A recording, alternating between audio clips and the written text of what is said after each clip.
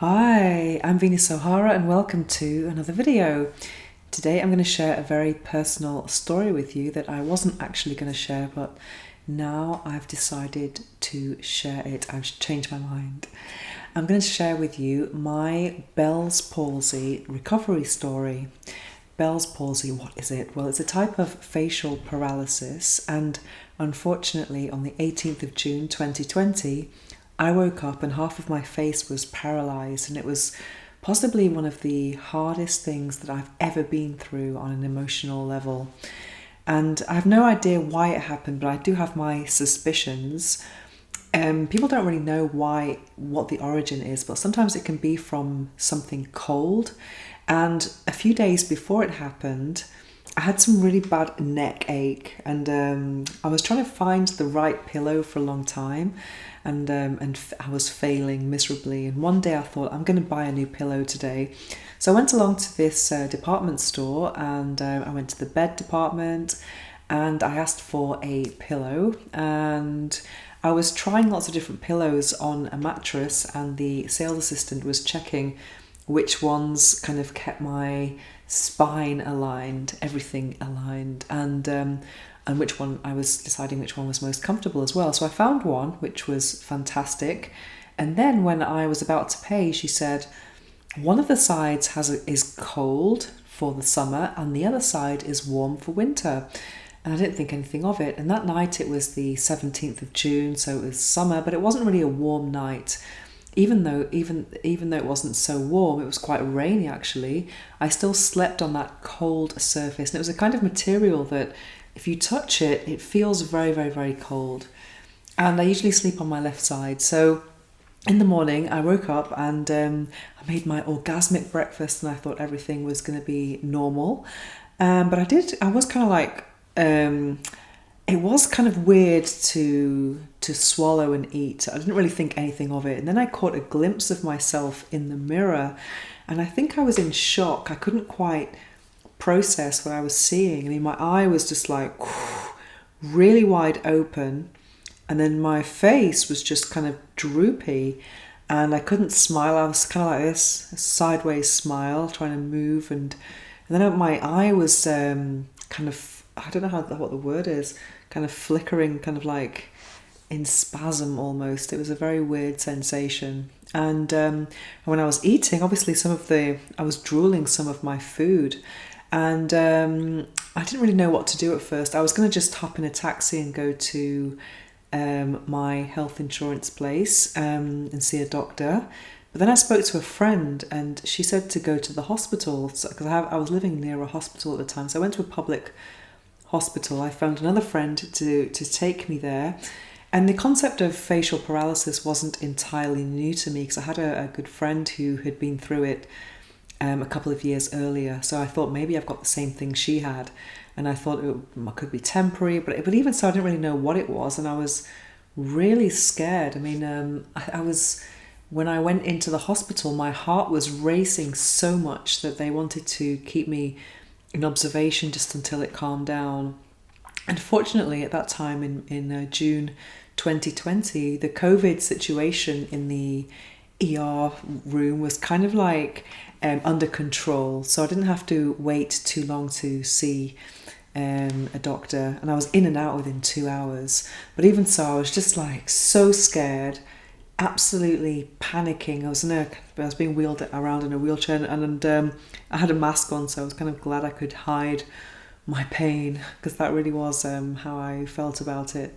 And I remember seeing, when I was actually waiting for the doctor to see me, I saw this homeless guy with all these cuts all over them, and I just thought, wow, some people kind of end up in a situation, or end up in the same place with a very different situation. Sometimes it can be, self-inflicted, and it made me think about how much I try to avoid any type of pain or medical intervention, whereas other people are kind of like, I don't know, almost inflicting it themselves. It was very thought-provoking. And then the doctors told me that it was going to be something that would be over I would get over it in a couple of weeks.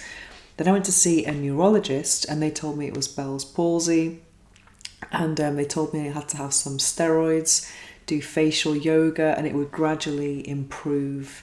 And as I'm someone who actually makes videos for a living, and I do use my image, I can't even describe like what that felt like. It felt like it was really, really, really difficult, and I had to kind of withdraw myself from work for almost a month. That was so hard. And I remember thinking, during that month, I just spent the time meditating, crying, and I was just so down. And I was thinking, wow, if I can just, the day I wake up and I'm able to move my face again and smile, I'm going to be so happy. So really, when those things happen to you and you can't even smile or eat properly, or even I couldn't even close my eye. I had to wear an eye patch at night. It really does make you feel grateful for what you have. You don't, as they say, you don't know what you've got until you lose it. And it really was that type of situation. I never take medication ever, so I had all this acne from all this steroids I was taking, and yeah, it was very, very, very hard. And also, I found this incredible channel on YouTube called Health Q, and I did this video. It was called 21 Exercises for Bell's Palsy, and I did it every single day. And every day I was actually making improvements. I took pictures of my face doing different expressions, such as raising the eyebrows. I couldn't even do this. And just smiling, and just, there is this kind of like set these photos you can do to kind of assess the damage and improvement, so to speak. So I was doing those every day, and I was actually going to share them just to show the progress, but I decided not to in the end. I think I'm going to keep that to myself. I did get quite obsessive. Every morning I would wake up and just look at my face and see how it improved from the day before. And then by maybe day 20, I just kind of like, I kind of just stopped doing it. Unfortunately, by that point, I was kind of almost back to normal. And some people who know me might have, it was very subtle. They thought something wasn't quite right, but it wasn't like, oh, you've got paralysis, because it was, it got better, gradually, day by day. And I remember one day I went into my co-working place, and I'd been off for a while. And I explained to someone that I had facial paralysis. I didn't want them to look at me thinking there was something wrong with me, and they were thinking it in their head. And I thought I would, tell them before they were thinking there was something really wrong with my face.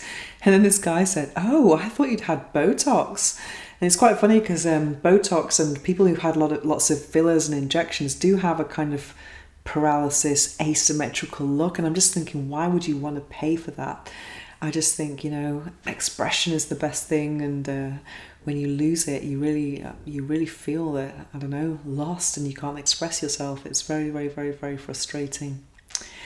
Yeah, so finally I did get over it, and I remember the day I wanted to start making videos again, I was so excited, and my face was, I actually made a video called something about foot fetish, and if you look at that video, it's from July 2020. My face is not quite right, but you'd only know if I had paralysis if you know now, but no one who watched that video thought it at the time. And also I had an interview with someone, and I was really serious in the interview, and because I just didn't want to smile, and I didn't want them to see that I couldn't smile properly.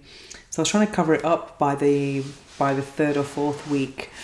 And just as I was about to get back into work, I think it was about a month after I'd been to see the neurologist, and they told me, "You're fine, everything's fine now, you're about 90% recovered, keep doing the exercises, and you'll definitely be able to do the Camino de Santiago," because I really wanted to do this walking pilgrimage. And then that day I was thinking, yes, I'm going to do videos this afternoon. And then I had an accident in a museum. It was so crazy. I was wearing the mask, some sunglasses and a hat, and I'm never going to wear sunglasses inside ever again. And also the mask really kind of, well, depending which kind of mask you use, but it really was restricting my vision. And I was walking kind of fast, trying to meet a friend. Then I went bam into this glass door, and it did have the patterns on it that you're supposed to have for health and safety. So I felt like such an idiot, and I was like, felt this kind of like big kind of like bruise on my eyebrow, and then this blood started dripping. I was like, oh no. And then in the restaurant, they actually called an ambulance for me, and then I had a shiner, a black eye for about 2 or 3 weeks. So I really did have a very difficult summer with my face last year. It was very, very, very difficult.